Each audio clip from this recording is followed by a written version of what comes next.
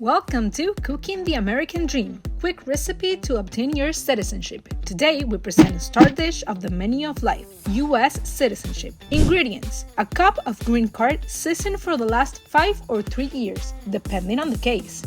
A liter of knowledge about U.S. history. A tablespoon of proficiency in English, both written and spoken, not in all cases.